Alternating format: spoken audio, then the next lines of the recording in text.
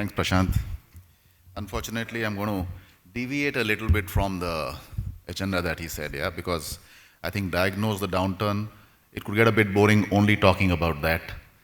Um, we are all right now in a situation where we are struggling, yeah, in different ways. I think there are pros and cons. I also know that there are many companies who, in spite of all the bad stuff that's been happening, are actually making record profits. Yep. So there's a pro, there's a con of every situation that we are into. So I thought I'll just keep this short talk focused on 5 key points. And I actually just made this in the last day or two. These 5 points are reflective of how we could potentially deal with the reality that we are all facing today. These are also reflective of the way we have run our business, not just in this current West Asia crisis, but actually since the last few years. I'll just share with you when I joined the company and took this role, and by the way, it was my first CEO role at Godrej Chemicals. I came in at a time when the commodity cycle was at a lifetime high. And after me joining, 2 months later, it tanked.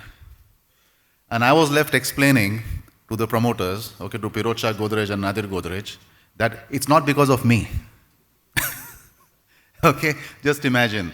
The company had a 650 crore PBT in 2023, and in the first quarter of 2024, the PBT was like sub 100 crores, and then it went to like 50 crores. So from 650, the following year, it came down to 250.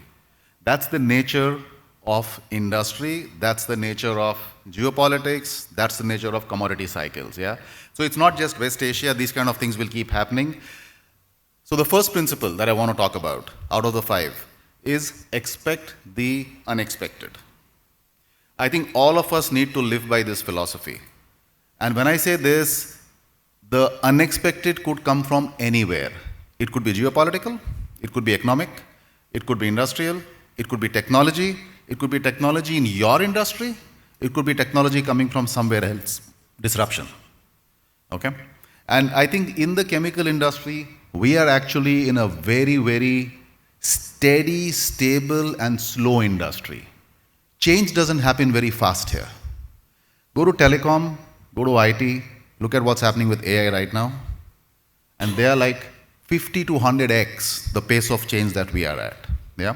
So I think from that point of view, we are well shielded from dramatic changes and highly disruptive changes, but still changes are happening and we are getting impacted.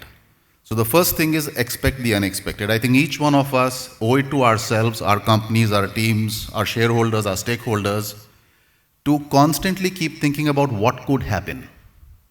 You got to have a very strong scan going on in the market all the time. Either you do it yourself. You know, if you're a $1 billion company, you'll have a team doing it. If you're a $100 million company, there'll be 3 people who are doing it. If you're a $5 million proprietorship company, you got to do it yourself. But someone's got to do this. So we got to make sure that this is happening. The second key principle I want to share. See, there's a lot of noise. A lot of people will be talking about what's going on.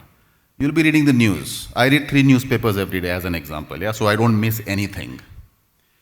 But you could end up reading 10. And if you've got your phone, and if you're on Twitter, and you're on Insta, and you're on God knows what else, and you have Reuters and Bloomberg, etc., there's a lot of information coming at you. Be careful. The signals are different, the noise is different. So ensure that you separate the noise and the signals. You listen to the signals, you ignore the noise. We talk of chemicals, but there are thousands and millions of types of chemicals. So how a particular event will impact, let's take the most recent impact, right? The West Asia crisis. This has impacted different chemical industries differently. My business that I look after, our feedstock is vegetable oils. That means what happens to fossil fuels does not impact me that much. But the other companies where the impact has been dramatic, multiples of what it was for us. Yeah? So very important, you need to look at what signals matter to you, your company, your business, your domain, your product line, your competition. your customer base, and focus on that. Keep the noise out. Don't get distracted with the noise. Okay, so that's principle number 2. Principle number 3. All of us have some kind of a strategy, some kind of a path, some kind of a direction that we are working forward to. When things like this happen, when external disruptions happen, we sometimes tend to deviate from the path that we set for ourselves. So one of my earlier bosses said this very famously: waves come and go. Don't make decisions based on the waves. Make decisions based on the currents. Everyone knows what the current is in the ocean? Currents are long term, they stay. Ships ride the currents to save fuel, and currents stay for decades. Waves come and go, and waves will come and go. Anyone who's been around for the last 25 years has seen the dot-com bust, you've seen the global financial crisis, okay, subprime crisis as we call it. You've seen multiple stock markets cycles going up and down. We've seen multiple wars. One of my friends here just explained only in the last 5 years the number of geopolitical events that have happened. You can't change course, you can't keep refreshing. Well, you can refresh your strategy to a certain extent, but ideally you should not be changing it dramatically, because these things are going to keep happening. Okay? So the waves are going to keep coming and going. Make sure you're not getting distracted by the waves. Stay focused on the currents. Track the currents, but yes, if the currents are moving, then sit back and refine as to what you're going to be doing. 4th principle, you got to prepare in advance. I think this is something that we learned very well as a company in the very recent crisis, right? March, when we heard, so first of all, the US is sending aircraft carriers, destroyers, etc., relocating B-52 bombers to the Middle East. Something is going to happen. That's for sure. No country is going to move that kind of firepower, military power to a particular geographical area unless they intend to do something. It wasn't just to scare. Yeah? There was going to be action. We did a few things. We started stocking up. So we increased our inventory from whatever the average is by 100%. Now, the good thing is we had the cash to do it. So we also ensured that we had the cash in advance. Okay? So I can keep going on, but I'm just giving you a couple of points about how to prepare in advance. This is important. If you're sensing something's going to happen, take action. Don't wait for it to happen, because when it happens, it could be too late already to react. Okay, so that's the 4th one, prepare in advance. And last, and importantly, once something happens and you have to act and move, act fast and act deep. Don't say, okay, so the war has started now, most likely it's going to get over in 1 week, and everything will be back to normal. I think optimism is very good, but in difficult times, I'd rather be a pessimist. Because if I'm a pessimist, I'll survive. If I'm an optimist and I go wrong, it could be disaster. So take action, move fast, decide what you want to do, and do it deep.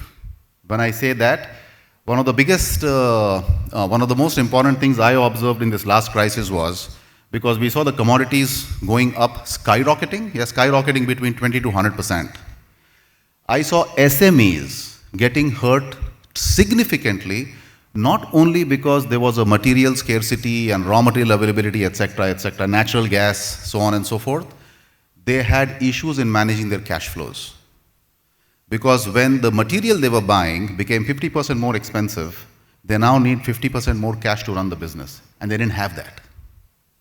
So a lot of them were still functioning, but they could not service the market or service their customers the way they wanted to, because they just didn't have cash. So if earlier they had spent some time arranging cash, ensuring that that kind of corpus is available to take care of whatever was going to come in the shortly, I think they would have been in a much better place. Yep. So I'll repeat. Expect the unexpected. 1, be careful you're listening to the signals and not getting distracted by the noise. Stay focused on the currents. Don't let the waves change what you're thinking about. Prepare well in advance, and when you act fast, act deep. Yep. So that's it from my side. I thought I'll keep this more conceptual because my friends are going to talk a lot about the industry as well. Yeah, I didn't want to repeat that. Thank you. I hope this was useful.